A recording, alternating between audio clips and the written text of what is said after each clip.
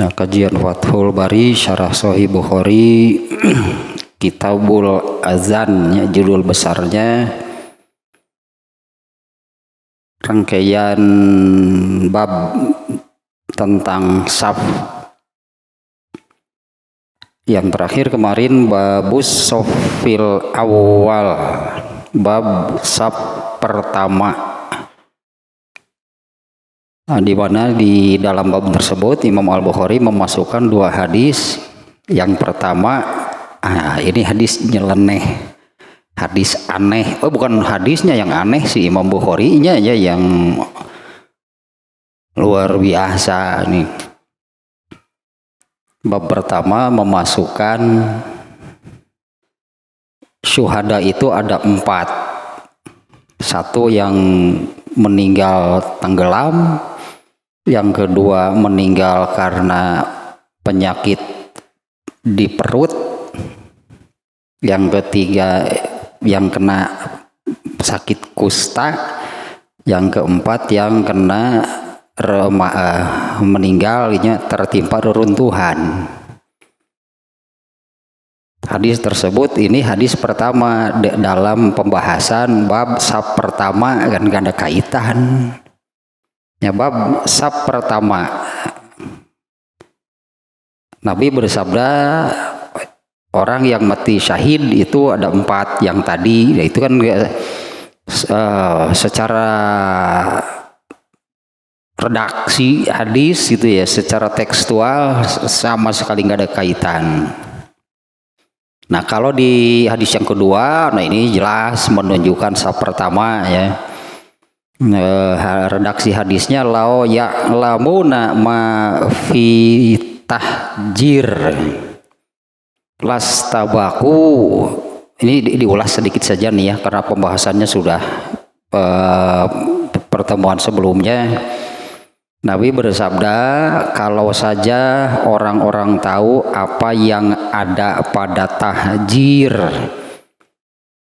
keutamaannya, keistimewaan nih, keistimewaan, pahala yang besar tentunya dalam tahjir, lastabaku, pasti mereka akan berlomba-lomba menjadi yang paling dulu, yang terdepan.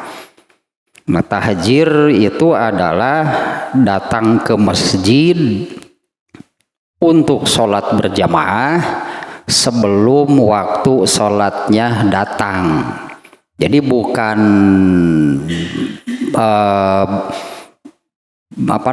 bukan berangkat ke masjid itu karena mendengar azan, katakanlahnya mendengar azan, merasa terpanggil, kemudian pergi ke masjid. Itu belum mencapai yang terbaik ya, belum mencapai yang terbaiknya apabila mendengar azan, segera berwudu, katakanlahnya segera berwudu, kemudian berangkat ke masjid untuk sholat berjamaah. Itu belum yang terbaik. Ini nih yang terbaik itu adalah tahjir sebutannya ya, berangkat ke masjid untuk sholat berjamaah sebelum waktunya datang, sebelum azan, artinya sebelum waktu sholatnya tiba. Nah, Rasulullah menyabdakan seperti ini ya, kalau saja, andai saja orang-orang tahu apa yang ada pada tahjir, lastabaku, itu artinya pasti mereka akan berlomba-lomba untuk menjadi yang paling dulu datang ke masjid, menjadi orang pertamanya yang datang ke masjid.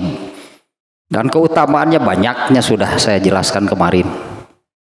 Kemudian yang kedua, lawayaklamu nama fil atamati wasubhi, kalau saja orang-orang tahu, kalau saja, andai saja, yang ini disembunyikan, disengaja ya. Tapi yang pasti keutamaan, keistimewaan, pahala yang besar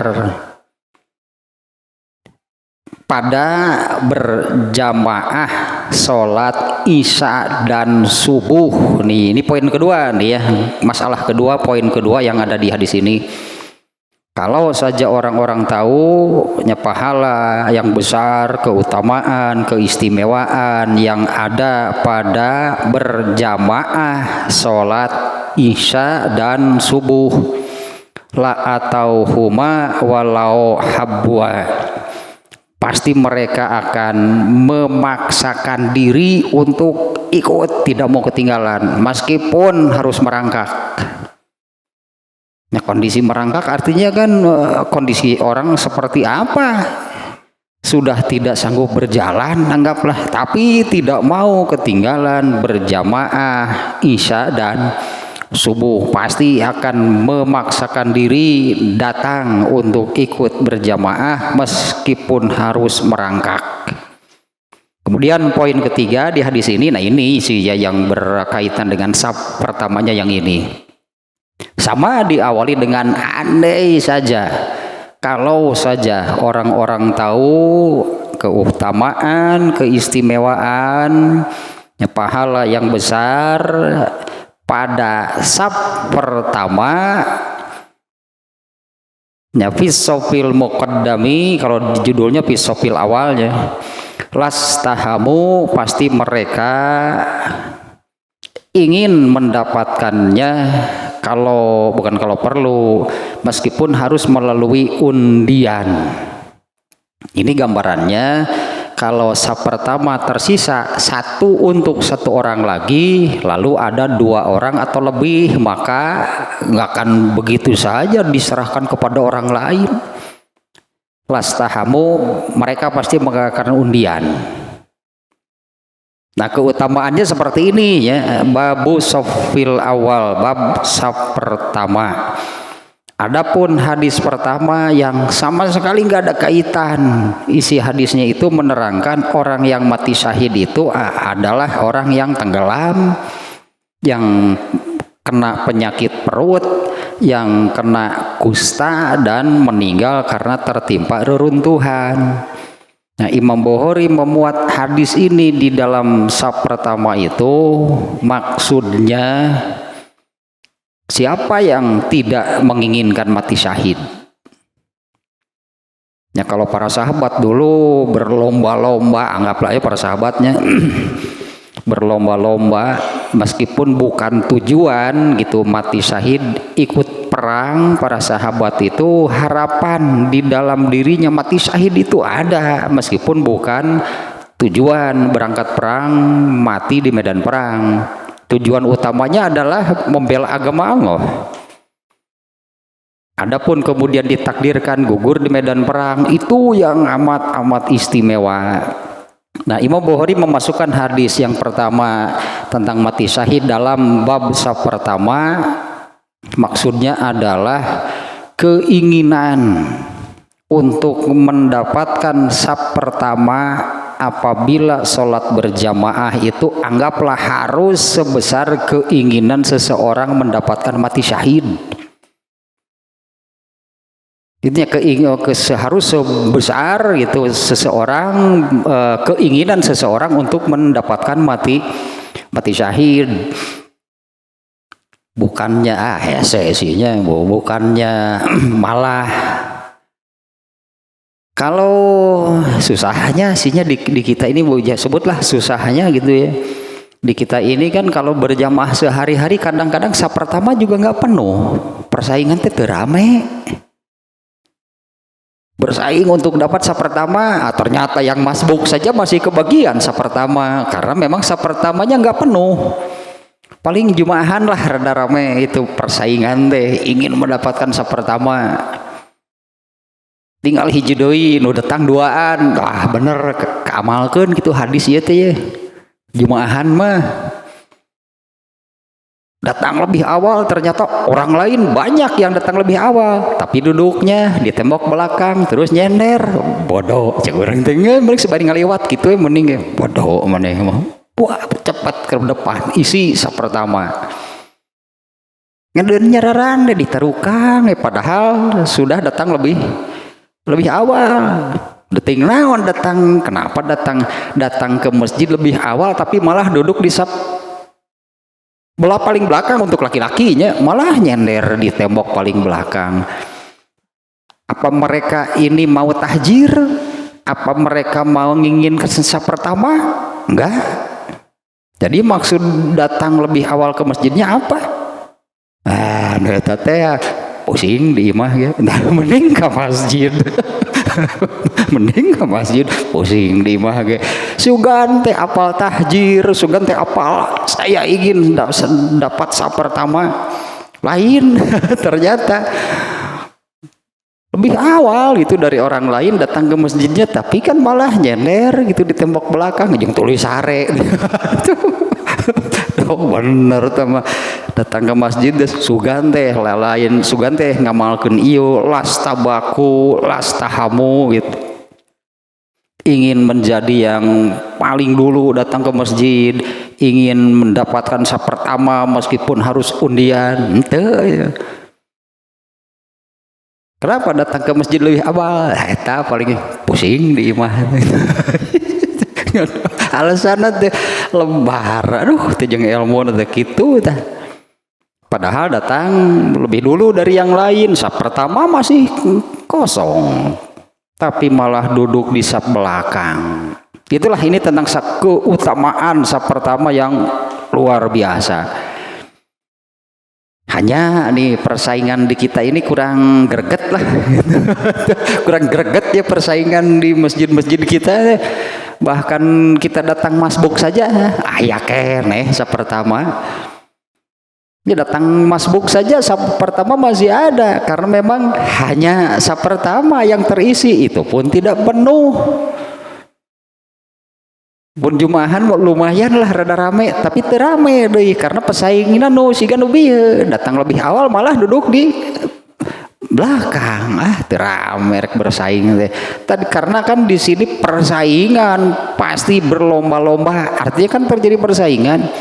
Pasti berlomba-lomba untuk menjadi yang paling dulu datang ke masjid.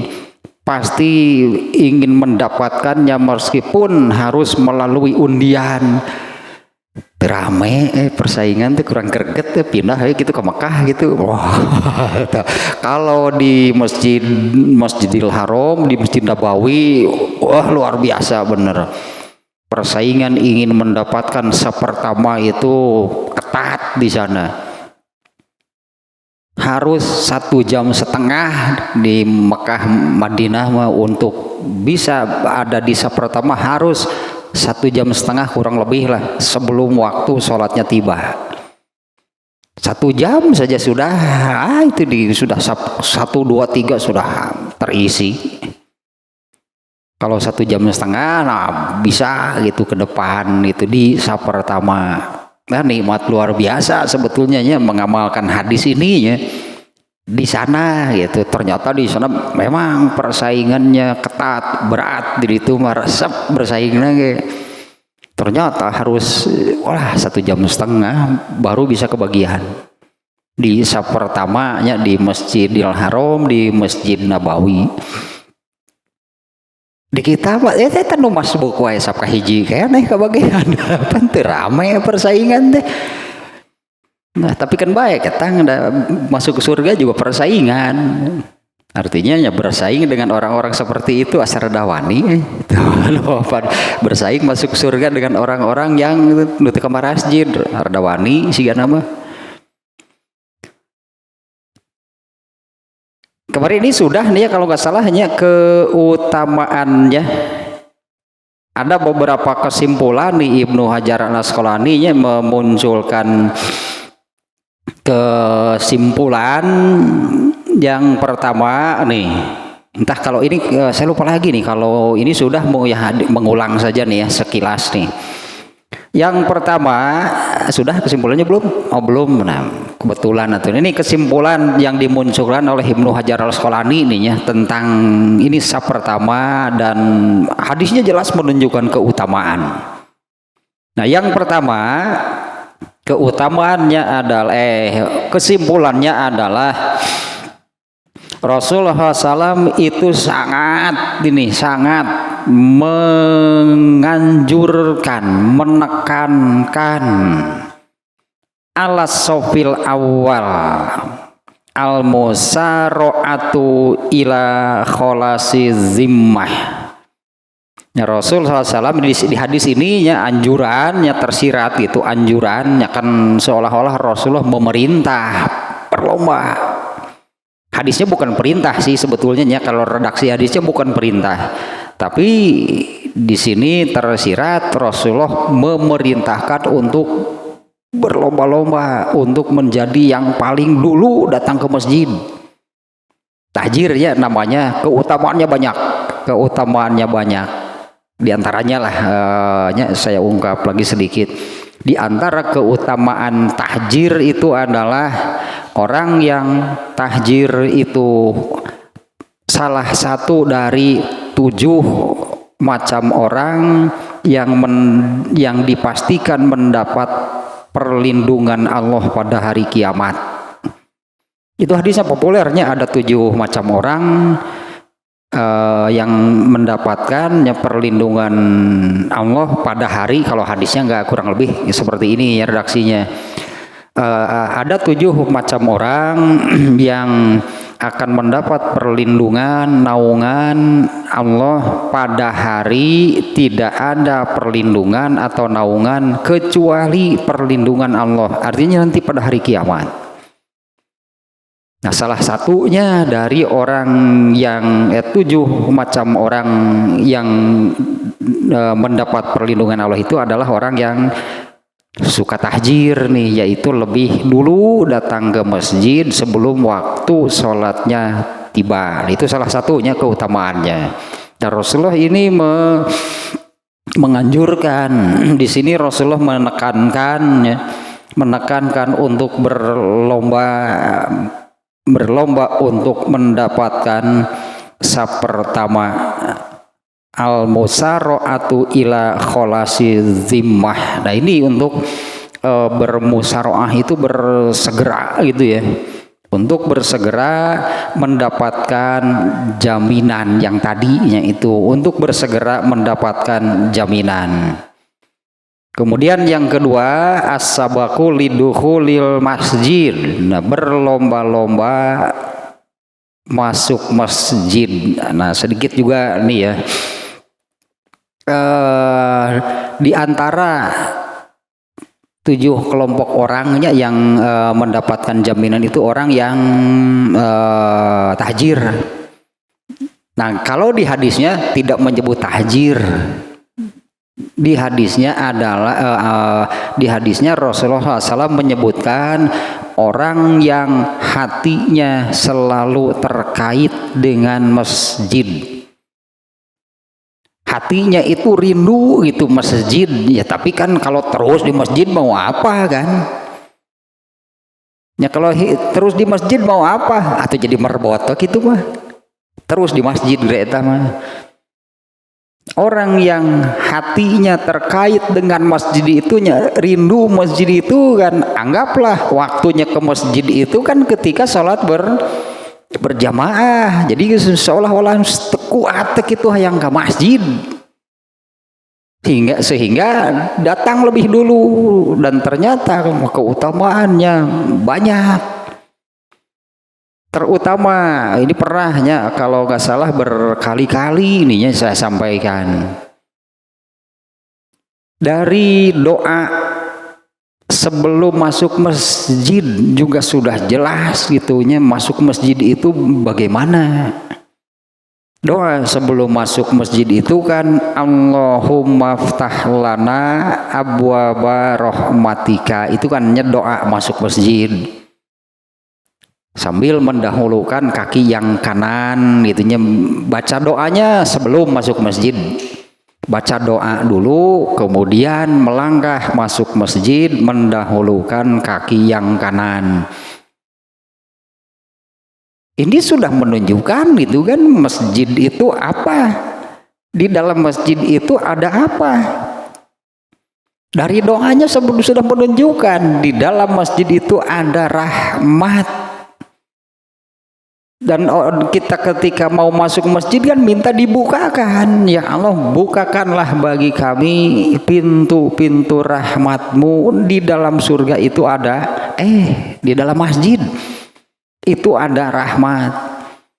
Dan yang pokok, kalau masuk ke masjid itu untuk sholat berjamaah, Maka rahmat itu ada melalui sholat berjamaah tersebut.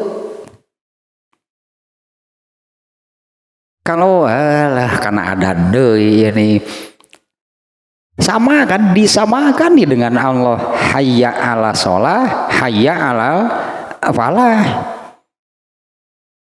Hayya ala sholah itu mengerjakan sholatnya, kalau hayya alal falah, al falah itu adalah surga. Sebetulnya ya kalau seperti yang Rasulullah SAW sabdakan tentang sholat, kalau di surga itu misalnya berdasarkan ayat ini, kalau surga yang menerangkan kenikmatan, beragam kenikmatannya seperti apalah gitu ya, banyaklah ayat hadis yang menerangkan itu kenikmatan di dalam surga itu berupa apa, sangat beragam, banyak ragamnya kenikmatan di dalam surga. Nah, diantaranya menurut ayat ini ya, di dalam surga itu kan la tasma'u fiha laghiyah, di surat Al-Ghasyiyah ya, la tasma'u fiha laghiyah. Di dalam surga itu tidak ada tasma'u fiha laghiyah, kamu tidak akan mendengar nada sumbang, omongan yang miring, yang tidak mengenakan, itu nggak akan ada. Di surga itu hanya kenikmatan gitu kan, kebahagiaan, kedamaian, kenyamanan, ketenangan. Ternyata Rasulullah SAW merasakan inna qurrata a'yuni fis sholat. Ternyata Rasulullah merasakan semua itu ketika sholat. Sesungguhnya kalau ini bahasanya mataku sejuk, orang Sunda bilang kan ti istilih herang panon. Ti istilih herang panon artinya nikmat kan, seperti yang tanpa masalah, bebas, pokoknya sedang merasa bahagia. Ti istilih herang panon. Nah, Rasulullah menyatakan inna qurrata a'yuni, artinya mataku sejuk, berarti Rasulullah merasakan semua yang tadi, merasakan kenikmatan, ketenangan, kedamaian, kenyamanan, kebahagiaan itu ketika mengerjakan sholat. Jadi sebetulnya surga dunia itu adalah sholat.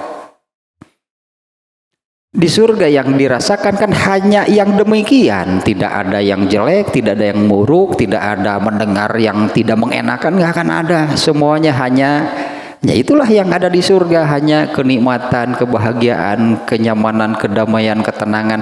Di dunia itu adanya di dalam sholat. Rahmat eta teh duana nage, sholat itu rahmat. Di mana dengan sholat itu, di dalam sholat itu Rasulullah sudah merasakannya, dan di dalam surga nanti juga sama. Orang melebarnya. Syarat sah sholat itu kan diantaranya, syarat sah sholat itu diantaranya bersih dari najis, bersih dari hadas. Itu kan diantara syarat sah sholat itu bersih dari najis, bersih dari hadas. Hadis gara-gara naon ya. Najis itu kotoran jasad. Ya gitu. Sementara hadas juga kotoran, makanya bersih toharoh dari kotoran yang disebut najis, dan juga toharoh dari kotoran yang disebut hadas. Kalau najis kotoran jasad, kalau hadas itu kotoran ruh. Dua-duanya harus bersih. Hanya kalau najis itu kan untuk jasad nampak. Nampak itu artinya bisa karena terlihat oleh manusia gitu ya, atau tercium atau terasa gitu. Itu najis kotoran jasad yang nampak. Kalau kotoran ruh kan tidak nampak. Tapi kalau mau sholat kan Allah menetapkan syarat, baik jasadnya ataupun ruhnya itu harus bersih. Tadi sebutannya kotoran untuk jasad itu najis, kotoran untuk ruh itu hadas, dua-duanya harus bersih ketika mau sholat. Dimana sholat itu kan menghadap Allah. Nah, apabila seseorang sholat itu kan dia menghadap dan dialog ngobrol dengan Allah.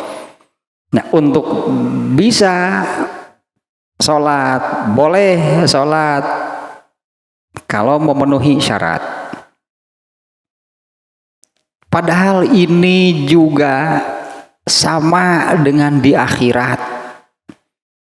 Di dunia Allah menetapkan demikian, mau menghadap Allah, bersihkan jiwa dan raga, jasad dan ruh. Nanti di akhirat kalau mau bertemu Allah harus bagaimana? Sama, harus bersih jasad dan ruh. Kalau jasad pasti bersih nanti di akhirat nih ya. Kalau jasad pasti bersih karena jasad manusia di akhirat itu baru, bukan jasad yang ini, baru, semuanya bersih berarti. Tapi ruh manusia kan bukan yang baru, kalau ruhnya sama. Artinya ruh kita yang hari ini di sini nanti meninggal, masuk alam kubur, nanti masuk akhirat dan bertemu dengan Allah itu ruhnya masih yang sama, jasadnya baru. Di mana syarat sah sholat tadinya Allah menetapkan harus bersih jasadnya, ruhnya bersih, jiwa raga. Nanti juga di akhirat kalau mau bertemu Allah sama, harus bersih jiwa raganya, ruh dan jasadnya. Kalau jasad pasti bersih karena baru, kalau ruh belum tentu. Dan yang mengotori ruh manusia itu adalah perbuatan dosa. Ini yang harus bersih. Ya, untuk bisa bertemu dengan Allah, masuk surga harus bersih dari segala dosa. Padahal itu sudah diisyaratkan oleh Allah setiap kali mau mengerjakan sholat. Mau masuk masjid, membaca doa Allahumma ftah lana abwaaba rahmatika. Emang di masjid ada apa? Ada rahmat berarti. Di dalam masjid ada apa? Ada rahmat. Karena itu kan yang kita minta kepada Allah sebelum masuk masjid, dan doa tersebut Allah yang menetapkan. Rahmatnya ada di mana? Di dalam masjid. Apa di dalam bangunannya? Bukan. Nah, kalau mau mengerjakan sholat lah itu, nah rahmat itu ada di dalam sholat. Itulah rahmat Allah. Eta surga dunia eta itu Nabi sudah merasakannya, sehingga Nabi mengungkapkan demikian. Anggaplah tidak ada gitulah kenikmatan apapun di dunia ini yang melebihi ketika mengerjakan sholat. Rasulullah mengungkapkannya demikian, inna qurrata a'yuni fis sholat. Sesungguhnya aku merasakan tadubilah hanya kebahagiaan, kenikmatan, ketenangan, kedamaian, kenyamanan itu adalah ketika sholat. Ari kerbudak kapan sholat teh ari budak kapan dititah sholat teh asa disiksa tuh. Sok da budak mah asal dititah sholat teh aya nu atoh gitu dititah sholat moal sok ditingali.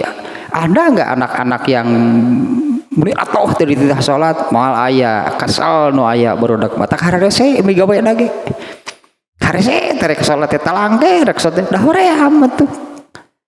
Ketika diperintahnya itu malah ada rasa kesal di dalam hatinya, tak eta budak. Mun diajak atau diperintah salat ya malah kesal. Yang anehnya orang tua lagi begitu mendengar azan teh, sadan deui. Ari, nah siga budak atuh. Ulah sok bubudakeun kitu ah. Ulah sok bubudakeun atuh budak kitu nu kitu mah.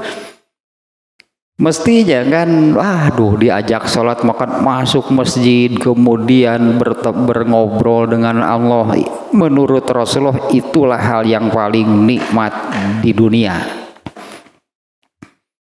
Nah kadidilah nih, ya bersegera gitu, makanya ya bersegera gitunya nih. Kesimpulan yang pertama Rasulullah menganjurkan, menekankannya untuk bersegera ila kholasi zimmah, eta untuk mendapatkan jaminan yang murni itu dari Allah.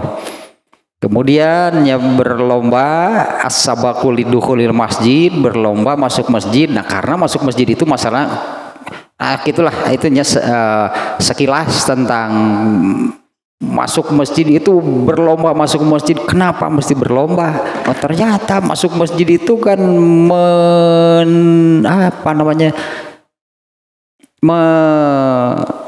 menggapai bahasanya lah, menggapai si pujangga we.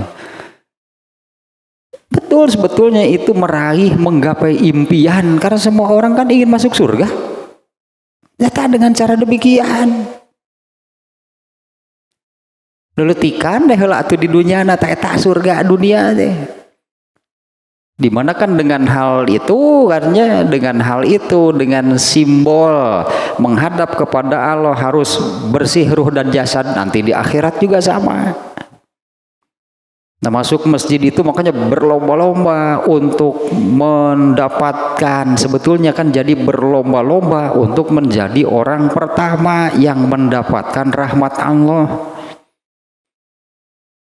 Dan rahmat Allah terbesar itu adalah surga nantinya. Nah, ini ya berlomba-lomba masuk masjid. Kemudian yang ketiga al-qurbu minal imam. Berlomba-lomba di saf pertama itu menjadi orang yang posisinya itu dekat dengan imam. Nah, iya kemari tanya obrolan teh ada seseorang yang biasa menjadi imam. dia menjadi imam. Ketika seseorang menjadi imam itu yang diamalkannya sebagai imamnya mulai dari takbir sampai salam sama persis dengan yang dilakukan ketika sholat sendirian. Ya, seorang imam gitunya sholatnya sama persis dengan ketika dia sholat sendirian. Anggaplah barisaeun jadi imam mah hanya takbirnya takbirnya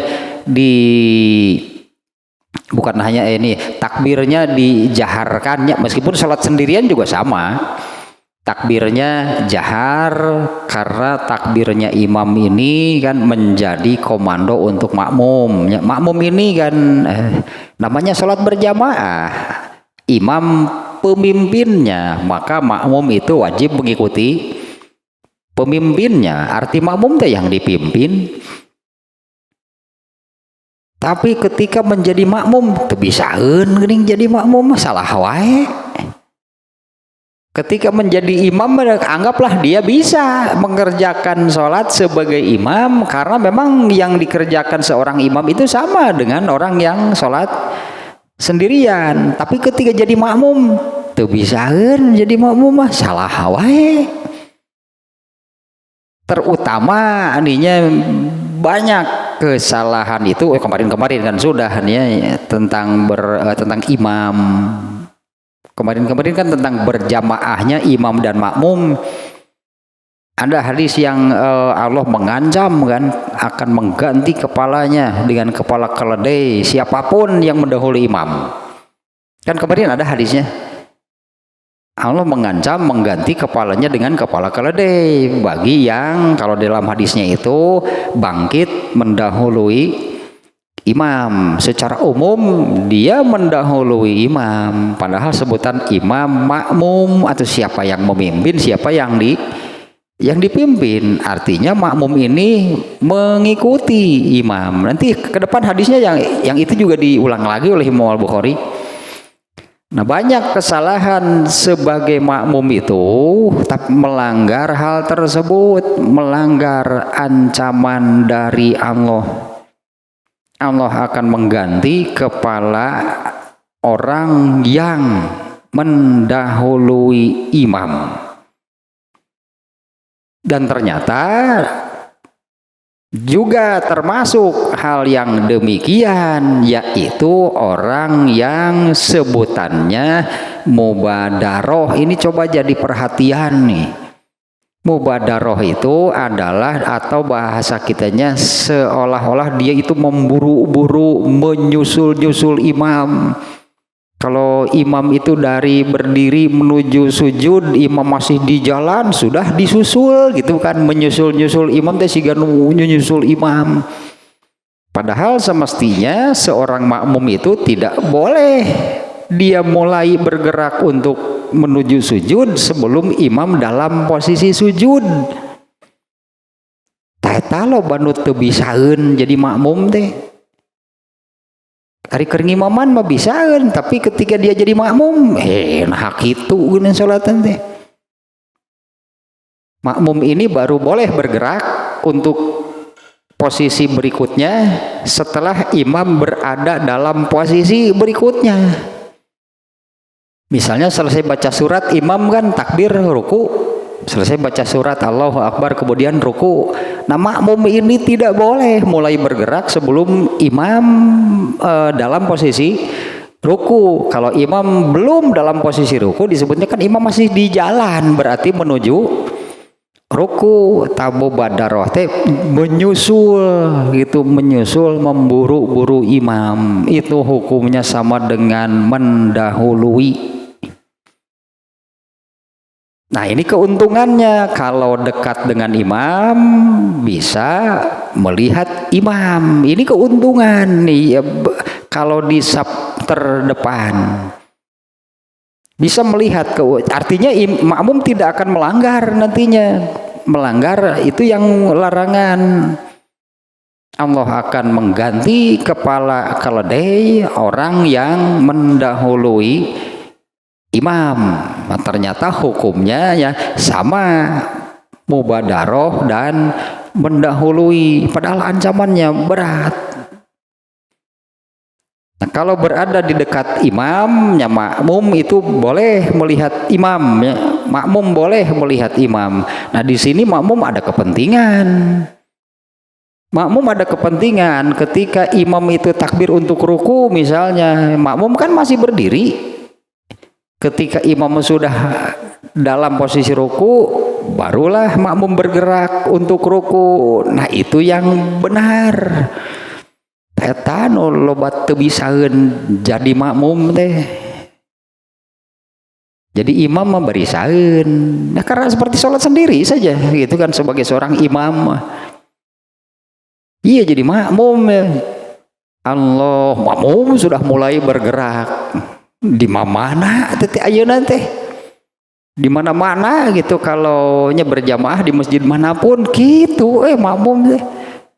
Ada juga yang baru al, imam teh kakarge al, makmumnya sudah bergerak, padahal imamnya belum. Nah, ini keuntungannya al-qurbu minal imam. Berada di saf pertama, tentu dia yang paling dekat ke imam. Nah, ini keuntungannya. Tidak akan salah kapan dia mulai bergerak untuk menuju posisi berikutnya. Karena ketentuannya kan makmum itu baru boleh bergerak menuju posisi berikutnya kalau imam sudah dalam posisi berikutnya. banyaklah ininya di mana ayeuna mah di seluruh dunia mungkin ya. Sama kalau kita sholat di sana juga sama sih.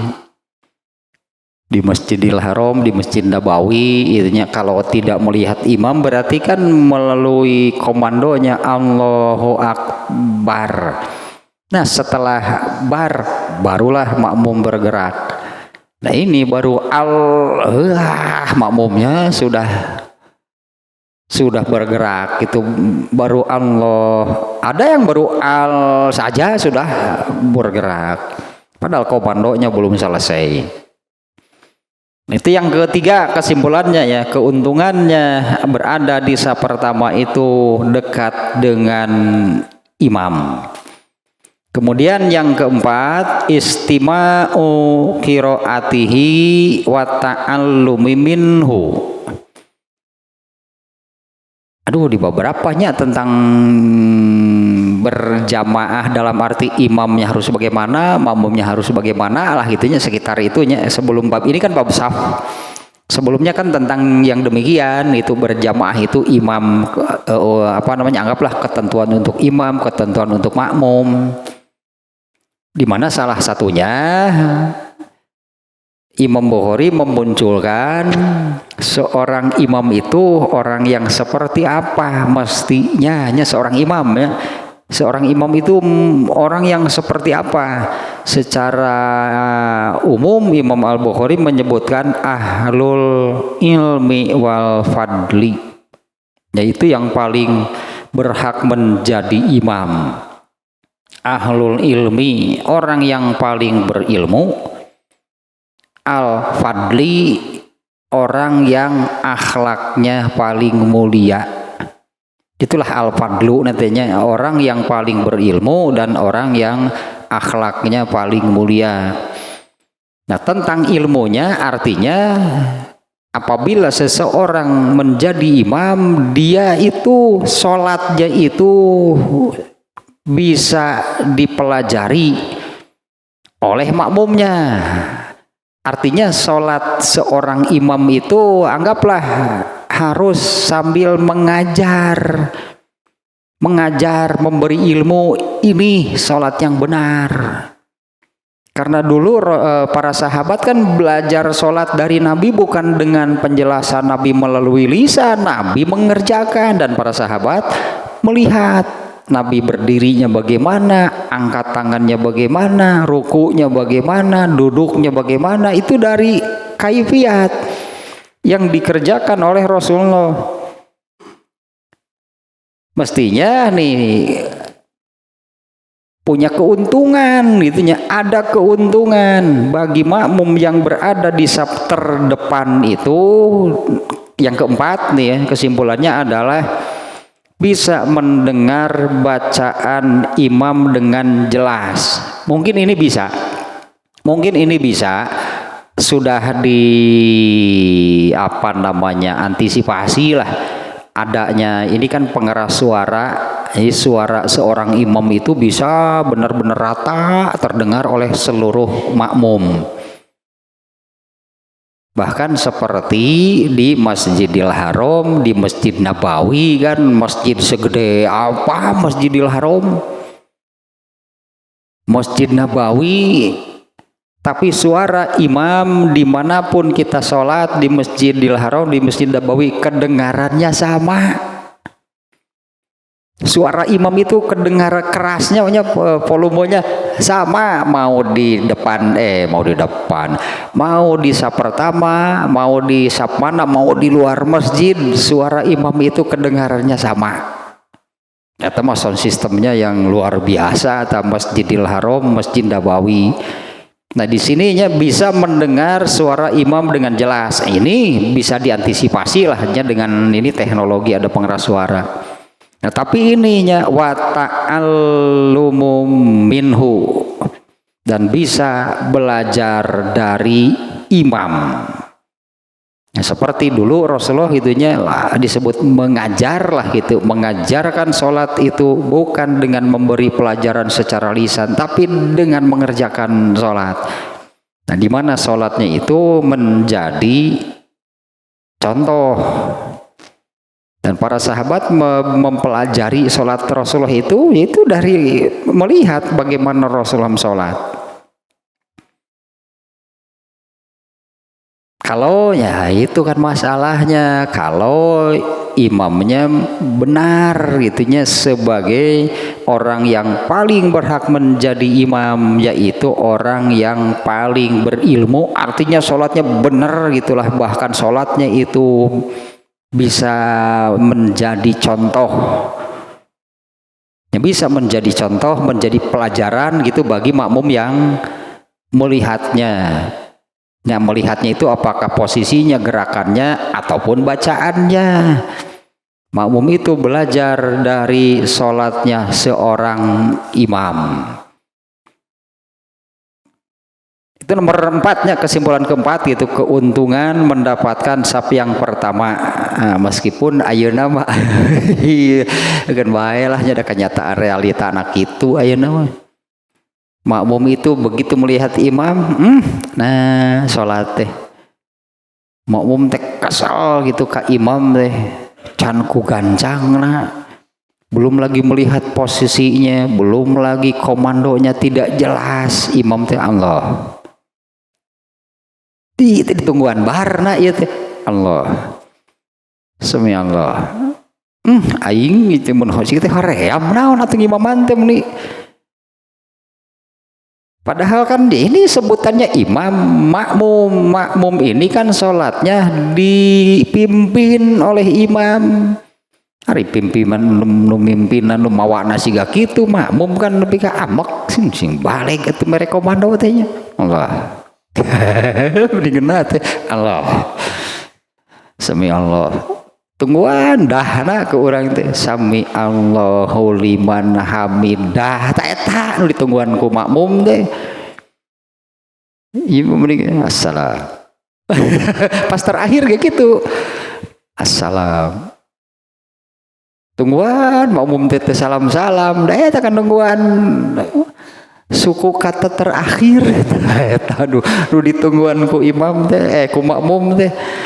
Jadi harusnya wa ta'allumu minhu, itunya makmum bisa belajar dari sholatnya imam. Ya, makmum itu bisa mendapatkan pelajaran tentang sholat gitulahnya, meskipun bukan dengan cara mengadakan pelajaran sholat lah diterangkan secara lisan, tinggali ya sholatnya imam. Harusnya demikian kan, ininya keuntungannya berada di saf pertama itu bisa belajar dari sholatnya imam. Tanya nama begitu deh, ayah diharap ngadan keheul nggak di tukang ayah diharap ketinggalan itu ngadan keheul. Kemudian yang kelima, al-fathu alaihi, bisa mengoreksi imam kalau imamnya lupa atau imamnya melakukan hal yang salah melakukan atau ada kesalahan yang dilakukan oleh imam. Ya mungkin karena lupa gitu, ininya salahnya itu karena lupa. Misalnya mestinya tahiyat awal, ternyata imam lupa malah berdiri. Ini makmum kan bisa mengoreksi. Yang paling depan kan yang melihat imam. Nah, artinya dia yang mengoreksi kesalahan imam. Kalau yang di belakang ya kan nggak tahu, itu kan mestinya duduk tahiyat, ini malah imam berdiri, makmum yang paling belakang bisa jadi dia nggak tahu.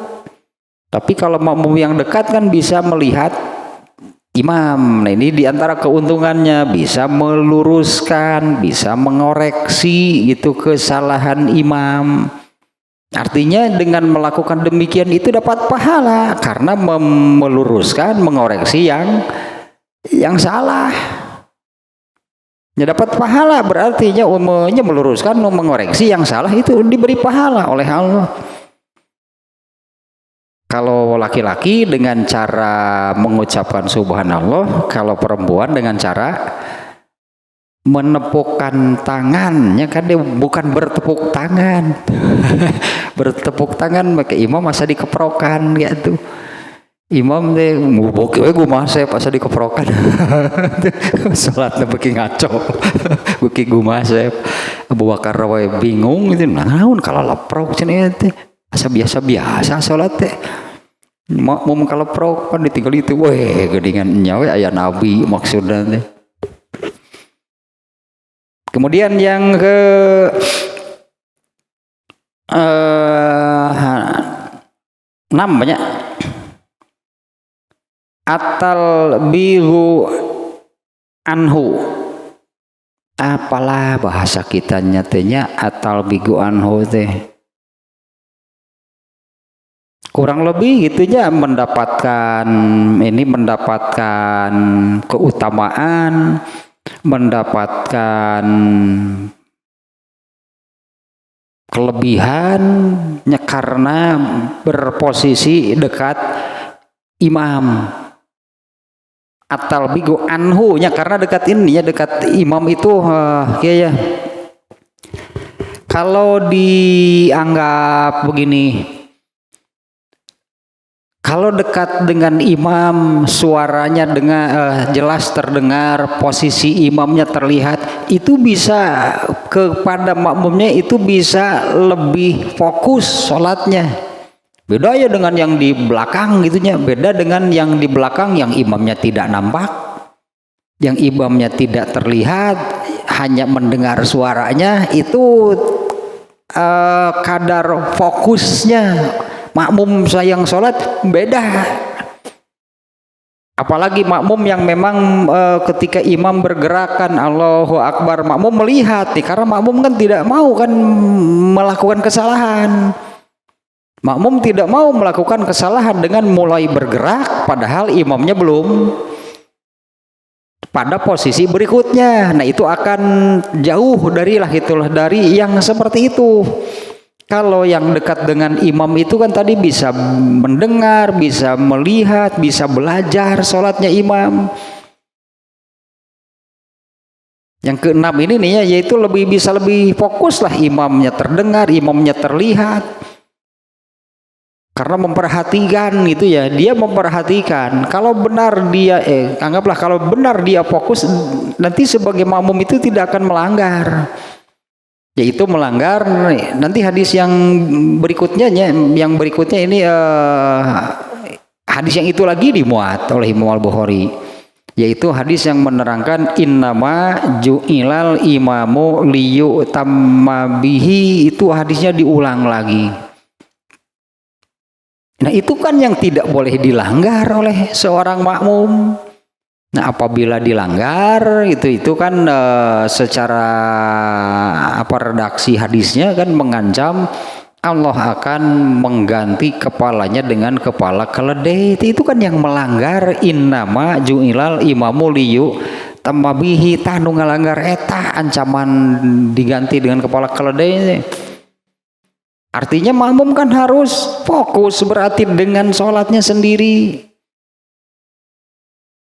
Dan yang berdiri di dekat imam itu akan bisa lebih fokus karena bukan hanya melalui pendengaran, bukan hanya menyimak bacaan imam, menyimak komando dari imam, tapi juga dengan melihat dan memperhatikan langsung gitu imamnya.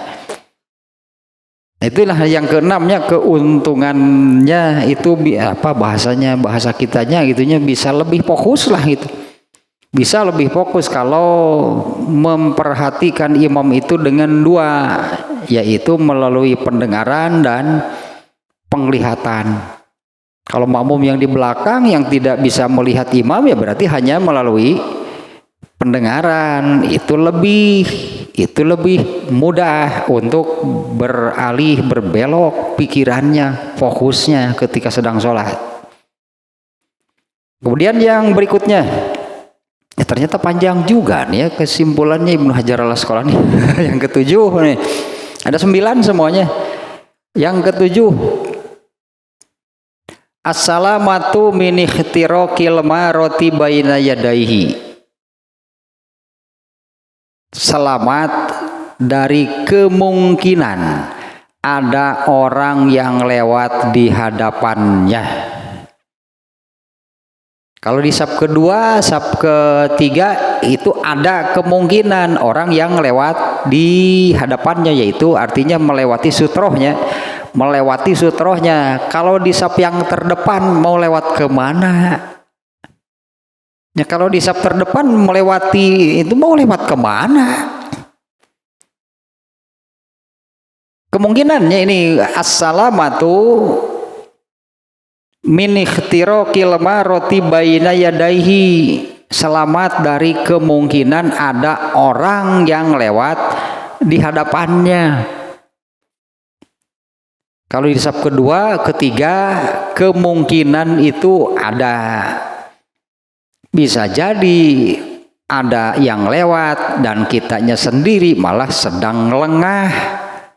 Karena seharusnya apabila kita sedang sholat lalu ada yang mau lewat persis di hadapan kita ini, kita diperintah untuk halangi orang itu. Sedang lengah mau lewat, setengah hilang pahalanya. Ya, apabila ada orang yang sedang sholatnya, kita sedang sholat, lalu ada yang lewat gitu di area sutro, sekali lewat di korting, pahalanya dipotong oleh Allah, hilang pahalanya, setengah pahala sholatnya hilang. Maka Rasulullah SAW kan memerintahkan untuk sekuat tenaga halangi, jangan sampai ada yang lewat. Diantara nanya gitulah penyebabnya, alasannya. Diantara alasan mengapa Rasulullah memerintahkan halangi sekuat tenaga, kalaupun maksa, kalau harus sampai berkelahi dulu, pokoknya ulah jadilah gitu, harus lewat di. Nah kalau berada di saf pertama itu lebih selamat dari kemungkinan yang demikian. Ya, dari kemungkinan ada orang yang lewat di hadapannya atau berjalan lewat gitunya di area sutrohnya. Kemudian yang ke-8.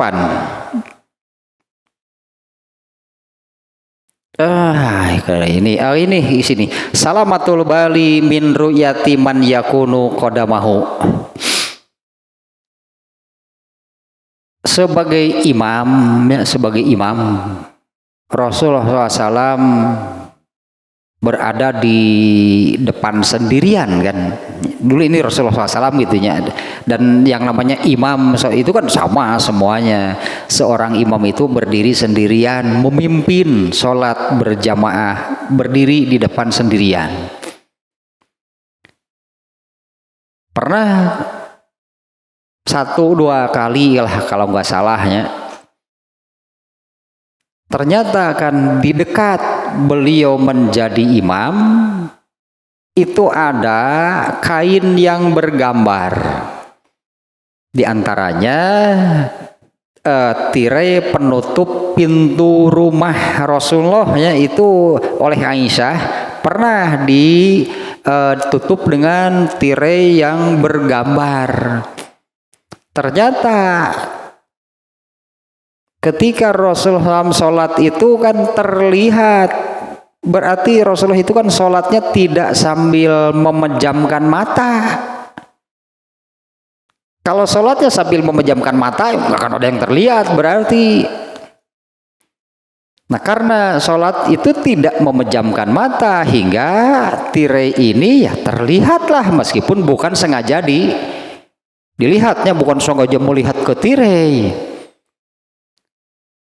Setelah sholat kemudian Rasulullah memerintahkan amiti anni haza, singkirkan, ganti tirai ini. Fa inna suratahu latazalu tusawwiruni fi sholat. Karena ini gambarnya ini sepanjang aku sholat itu mengganggu. Ya, karena ini gambarnya ininya sepanjang aku sholat itu, selama aku sholat ini mengganggu karena terlihat meskipun bukan sengaja dilihat. Nah kalau orang yang berdiri di saf pertama di depannya apa? Tembok berarti nggak akan ada hal yang mengganggu. Tapi orang yang berdiri di saf kedua, ini kaki orang di depan beragam, nu roromehen teh Gusti eta roromehen, tah eta teh ngaganggu kitu teh. Komo pas sujud depan ketinggali nyengkot gitu, waduh eta baheula di lembur sawah keur halodo ge asa teu kitu-kitu teuing bareulahna. No ori suku ieu. No ori ieu suku bareulahna. No pika menganga gitu tah. Barulah tak eta teh ngaganggu lumayan nu gitu teh, mengalihkan fokus kan. Kalau orang kalau mamu yang berada di saf pertama gak akan ada gangguan. Kalau yang di saf kedua ketiga kemungkinan itu ada gitu kan. Dor eta nu make sarung pupujieun deui merek teh ngahaja ngarah ka baca ku batur deui. Merek kan di belakangnya, sarung kan itu kan cap sarung, merek sarung itu kan di belakang. Padahal mau nu make nu aya merekna di luhur, kayak digulungkeun moal katingali ku batur. Aja di merekna teh disimpen di handap ari itu teh ngaganggu kalah kumaha ge. Nah itulah ini diantaranya keuntungan berada atau berdiri di saf pertama teta lebih aman juga dari gangguan apapun lah gitu, bisa romehun ge bisa merek sarung nu ngaganggu nama kok mau geuning ayeuna mah dan ari salat ke masjid teh make baju teh bacaan rupa-rupa. Pernah ada kan, entah sekarang masih ada enggak nya kemeja atau t-shirt gitu yang koran tuh atuh headline teh kabaca keur panjang salat teh jeung berita teh berita kriminal di tuluy we dibaca keur salat. Intinya kalau berada di saf terdepan nah lebih aman nih dari hal-hal yang bisa memalingkan fokus konsentrasi sholatnya, karena Rasulullah juga pernah merasa terganggu dan singkirkan ini karena mengganggu. Nah, dan juga lah gitunya bagi orang yang mau sholat berjamaah ke masjid kadeta eta merek sarung ngaganggu kalah kumaha ge sok da dibaca teh kalah kumaha ge keret deui kadinya teh kan dirinya depan gajah bareuh aing mah merekna teh dirinya teh merekna cap mangkok eta teh kabaca artinya konsentrasi makmum yang di belakangnya kan terganggu. Rasulullah saja pernah demikian, ganti horeng nggak ganggu gambarnya aja. Apalagi ini jelas gitu kan di depannya. Ada lagi kan yang sholat pakai kaos tulisan di tukang nanti, aduh ini sudah para rantas. Bertentangan lah gitunya dengan apa yang ada di dalam Islam. Tulisan nanti eta mah hadiah sih dari, jadi tulisan di tukang merek minuman keras, aduh untuk itu dipakai sholat itu tidak yang pamere cenah ieu lebar gitu. Ada berupa lah gitu. Nah itu harus diusahakan gitunya, gambar-gambarnya itu jangan sampai mengganggu. Nah ini yang ke-8-nya salamatul bali min ru'yati man yakunu qadamahu. Ini selamat nih dari melihat sesuatu dari makmum yang ada di depannya. Kalau saf pertama kan tidak ada makmum di depannya. Tulisannya rupa-rupa teh. Da atunya baju nu kitu dipake salat. Baju jersey main bola we dipake salat. Jersey main bola gede dipake salat. Komo sebetulnya kan logo klub di Eropa itu banyak yang di situ ada salibnya. Nu kitu dipake salat aya di imah wae teu meunang nu kitu teh. Di dalam rumahnya ini ada hadis yang ini melarang Rasulullah melarang ada simbol-simbol agama orang lain ada di dalam rumah orang Islam. Yang dipakai sholat itu gitu nanti banyak itu klub itu yang di logonya itu ada tanda salib. Jangan nggak dipakai sholat ya di imah nggak dilarang gitu ya, ada di dalam rumah saja itu sudah dilarang. Nah, apa namanya bagaimana kan pakaian gitu, bagaimana pakaian ketika hendak sholat kan jelas perintahnya. Al-A'raf 3 hiji ya gitu. Ya Al-A'raf 31 itu akan perintah pakailah pakaian yang baik, yang bagus. Karena tadi kan orang mau sholat itu mau menghadap Allah, makanya pakai baju gitu. Menrek latihan bola kakara eta nomor 7 atep bacaan teh kita mah atuh menrek latihan bola atuh make nu kitu mah lain rek salat nu kitu dipakai salat. Yang terakhir, kesimpulan terakhir nih, salamatu maudhi'i sujudihi min azyalil musallin. Sabnya tempat sholatnya ya, tempat sujudnya itu selamat dari terinjak oleh orang lain. Kalau sab kedua, sab ketiga, keempat itu kan orang yang masuk menuju sab pertama kan itu melalui sab yang kedua, jadi lebih higienis sholat di saf pertama atau bukan lebih bersih, lebih sehat. Kan emang iya apalagi isinya kalau di zaman Rasulullah SAW ya, di zaman Rasulullah SAW itu masjid, di dalam masjid tanah seperti rumah orang-orang dulu, di kita kan tanah. Biasalah gitunya, rumah tanah, masjidnya juga tanah. Nah sementara di zaman Rasulullah SAW itu binatang itunya bebas lah berkeliaran. Ada anjing, ada kucing, ada kuda, ada unta gitunya. Nah lalu apakah orang yang masuk masjid itu semuanya cuci kaki dulu? Kan enggak. Coba apa cuci kaki dulu itu kan enggak, karena memang merasa bersih karena kan pakai alas kaki kemudian masuk masjid. Tapi kan emang kuman bakteri segede apa enggak kelihatan kan. Nah kalau yang di saf pertama tempat sujudnya itu kan enggak ada yang menginjak kan. Nah kalau saf kedua, ketiga, ya tempat sujud saf pertama, saf kedua, ketiga itu diinjak orang yang mau ke saf pertama. Itu ini oleh Ibnu Hajar Al-Asqalani dimunculkan nih kesimpulannya sampai seperti ini. Salamatu maudhi'i sujudihi min azyalil musallin. Ya, tempat sujudnya itu selamat dari terinjak oleh orang-orang yang mau sholat jamaah. Makanya saf pertama mau lebih higienis salat lebih higienis, lebih bersih dari kemungkinan lah gitunya. Beda dengan saf kedua, ketiga kan terinjak oleh orang yang mau ke saf pertama.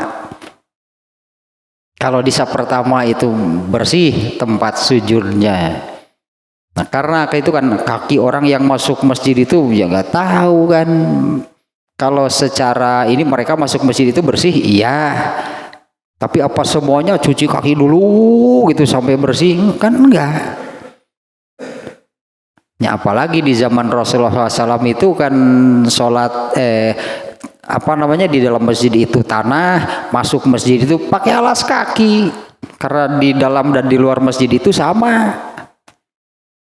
Malah ini nih ada hadis yang memerintahkan begini, jika kalian masuk masjid pakai alas kaki kalian, karena orang Yahudi Nasrani kalau masuk tempat ibadah mereka itu suka membuka alas kakinya. Ayeuna mah tibalik kesok tingali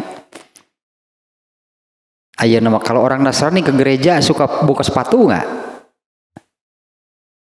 Enggak. Ayeuna mah coba kalau orang Islam masuk masjid tidak buka alas kakinya, wah geus pi omongan. Dulu Rasulullah memerintahkan seperti itu, kalau kalian masuk masjid pakai alas sepatu kalian, gitu nya alasnya pakai alas kaki kalian, karena orang Yahudi, orang Nasrani kalau masuk tempat ibadah mereka itu mereka suka membuka alas kakinya. Dulu alasannya supaya berbeda. Kalau sekarang kan boleh nggak masuk masjid pakai sepatu? Oh, boleh-boleh saja, bukan harus loh. Sekarang ini kan ada hadis yang memerintahkan. Sekarang kan sudah saat itu kondisional lah gitunya. Rasulullah memerintahkan demikian karena mau dibuka alas kakinya. Ya, kalau dari luar gitunya, kemudian dibuka alas kakinya, ternyata yang terinjak tanah sama dengan yang di luar. Kalau sekarang kan beda kan. Coba kalau sekarang masuk masjid pakai sepatu, abong tuh pada nyarekan mah. Karena sekarang di dalam masjid itu kan ya seperti inilahnya, ada yang karpet gitu kan, ada yang parkit, sering dibersihkan. Kemudian ada orang, apalagi musim hujan, masuk masjid itu pakai alas kaki ya basah ya kotor. Padahal ada hadis yang berangkat demikian, tapi memang kondisional. Saat itu Rasulullah menekankan harus beda dengan mereka. Apabila mereka masuk tempat ibadah, mereka suka membuka alas kaki kalian, pakai, jangan sama dengan mereka. Itu intinya sebetulnya, itu benang merahnya. Bukan tekstual soal beralas kaki atau tidak beralas kaki. Kalau mau tekstual, mas sampai hari ini berarti masih berlaku perintahnya. Rasulullah menganjurkan pakai alas kaki kalau masuk masjid. Padahal masjidnya sekarang kan sudah beda kondisinya kan, ya, karpet yang mahal atau lantai parkit yang bersih. Sementara ini kan pakai alas kaki itu kan kotor dari luar. Jadi kembali ke sini nih, ini kesimpulan terakhirnya, salamatu maudhi sujudihi min azyalil musallin. Ya, tempat sujud orang-orang di saf pertama itu selamat dari terinjak oleh orang-orang yang hendak sholat berjamaah. Ini kesimpulannya yang 9 barusan itu dimunculkan oleh Ibnu Hajar Al-Asqalani ya. Dari bab ini, judulnya kan babus sofil awal, bab saf pertama. Tapi Imam Bukhari sendiri yang sebetulnya luar biasa di dalam bab ini. Di dalam bab saf pertama, hadis pertamanya tentang mati syahid, nggak ada kaitan sebetulnya. Tapi yang diambil oleh Imam Al-Bukhari adalah karena berdasarkan hadis yang kedua, bahwa kalau saja orang-orang tahu keistimewaannya, keutamaannya, artinya pahala yang besar apabila mendapatkan saf yang pertama, pasti semuanya berebut meskipun harus undian. Nah, kepentingan atau maksud Imam Bukhari memasukkan hadis yang pertama tentang mati syahid itu adalah besar itulahnya mestinya keinginan seseorang untuk mendapatkan kebagian saf pertama itu seperti keinginan mendapatkan mati syahid. Katanya maksud Imam Bukhari memasukkan hadis tentang mati syahid secara redaksi berkaitan dengan saf awal, saf pertama. Tapi diambil itunya spirit, gitulah. Diambil spiritnya, semangatnya, keinginannya gitu untuk dapat saf pertama itu seperti keinginan seseorang mendapatkan mati syahid.